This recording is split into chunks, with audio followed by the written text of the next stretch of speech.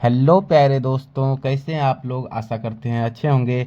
तो आज की इस वीडियो में हम आपको बताएंगे गुणनखंड ज्ञात करने के लिए। तो ये रूट का गुणनखंड होगा। समीकरण दिया है रूट में, तो बहुत बच्चे इसमें गलत कर देते हैं। तो आप लोग अच्छे से समझ जाइए ताकि एग्जाम में कभी गलती ना कर सके। तो देखेंगे गुणनखंड विधि में क्या करते हैं, जो एक्स स्क्वायर का गुणांक होता है ना, उसको लास्ट वाले अचर मान से गुना करते हैं। क्या करते हैं? मल्टीप्लाई करते हैं। तो यहाँ एक्स स्क्वायर का गुणांक कितना है? √2 है। अब √2 को लास्ट वाले संख्या से गुना करेंगे 5 √2 से, कितना आएगा? तो देखिए √2 गुने 5 √2। अब हम जानते हैं √2, तो एक क्या छिपा है? एक छिपा है। एक √2 इसको बोल सकते हैं, बिल्कुल बोल सकते हैं। तो 1 √2 गुने 5 √2, तो एक को 5 से मल्टीप्लाई करेंगे तो 5, एक बचे 5, और गुना गुना है तो गुना। अब √2 है, √2 है, √2 गुना करते हैं तो कितना हो जाता है? जब दो संख्या गुना करते हैं तो √2 √4 होगा।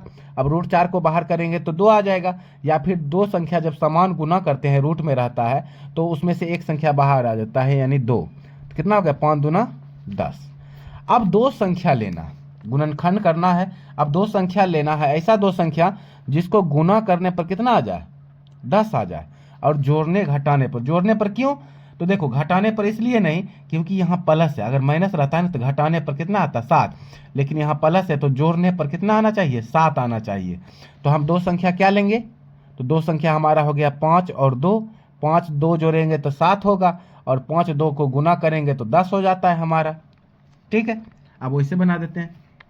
तो देखो, √2x² है ना, तो यहाँ पर लिखेंगे √2x² plus 5x plus 2x। क्यों?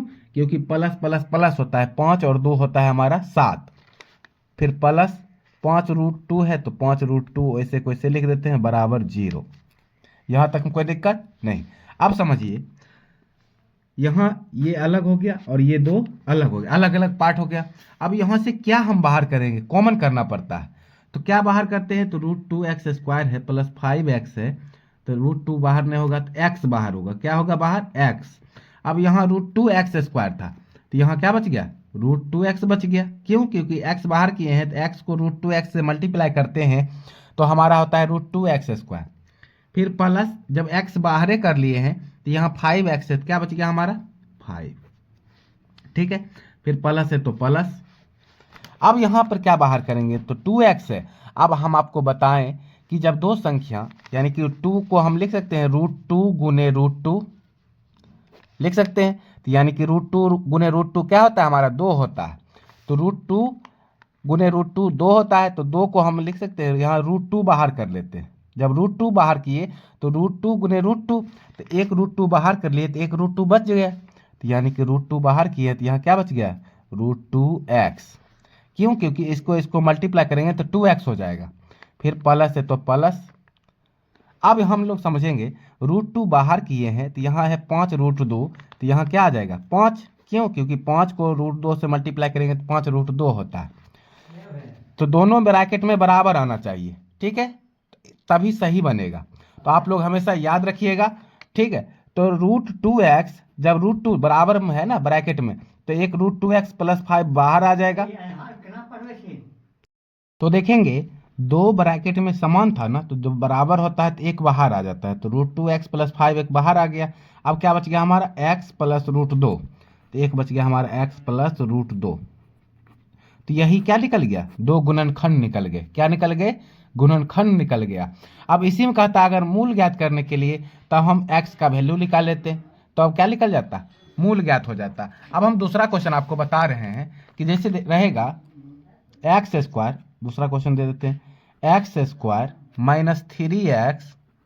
-3x -10 बराबर 0, बराबर 0। तो ये जो समीकरण है ना, इसको गुणनखंड विधि से फिर क्या करना है? हल करना है। तो आप लोग भी कमेंट मतलब बना के कमेंट में जरूर बताइएगा इसका क्या गुणनखंड आएगा, और हम भी आपको बता देते हैं। तो क्या करना है? सबसे पहले बताए थे x² का गुणांक जो है, तो x² का गुणांक कुछ है? नहीं है। नहीं है तो एक छिपा हुआ रहता है, तो एक होगा तो एक को लास्ट वाले संख्या से गुना करेंगे तो 10 ही ना होगा, तो 10 आएगा।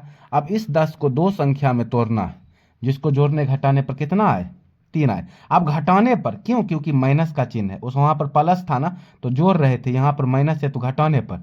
अब 10 आएगा तो 5 और 2, 5 2 को गुना करेंगे, 5 2 को गुना करेंगे तो 5 2 को गुना करते हैं तो 10, 5 में से 2 गया तो कितना बच जाएगा हमारा, 3 बच जाएगा। तो एक्स स्क्वायर माइनस 5x और plus 3x plus 2x minus 10 बराबर 0। क्यों, क्योंकि माइनस प्लस होता है माइनस, 5 में से 2 गया 3 और माइनस का चिन्ह आ जाएगा क्योंकि 5 बड़ा है। अब बनाते हैं तो देखिए एक्स स्क्वायर है, ये 2 अलग हो गया, ये 2 अलग, एक्स स्क्वायर माइनस 5x में क्या बाहर आएगा, तो हम x को बाहर कर लेते हैं, कॉमन कर लेते हैं। यहाँ बच गया हमारा एक्स स्क्वायर था तो x बाहर किए तो x बच गया, माइनस 5x से x बाहर किए तो 5 आ गया। फिर प्लस 2 बाहर कर लेते, क्यों प्लस 2 बाहर किए, क्योंकि ब्रैकेट में बराबर आना चाहिए, 2 बाहर करेंगे तब ना x बचेगा, x। अब यहाँ पर माइनस, प्लस माइनस होता है हमारा माइनस, तो इसलिए माइनस लिए। अब 2 को कितना से मल्टीप्लाई करेंगे 10 आएगा, तो 5 से। अब देखेंगे यहाँ भी बराबर है ब्रैकेट में, यहाँ भी ब्रैकेट में बराबर है ना। जब ब्रैकेट में बराबर होता है तभी आंसर सही आएगा, तो ब्रैकेट में बराबर है तो एक बाहर आ गया x माइनस 5 और एक आ गया हमारा फिर x प्लस 2। तो यही क्या हो गया, इसका गुणनखंड हो गया, यही क्या हो गया, गुणनखंड हो गया। तो आपको गुणनखंड निकालना आ गया होगा, आशा करते हैं वीडियो अच्छा लगा होगा। अगर वीडियो अच्छा लगा हो तो वीडियो को लाइक करें, चैनल को सब्सक्राइब करें। बहुत बहुत धन्यवाद।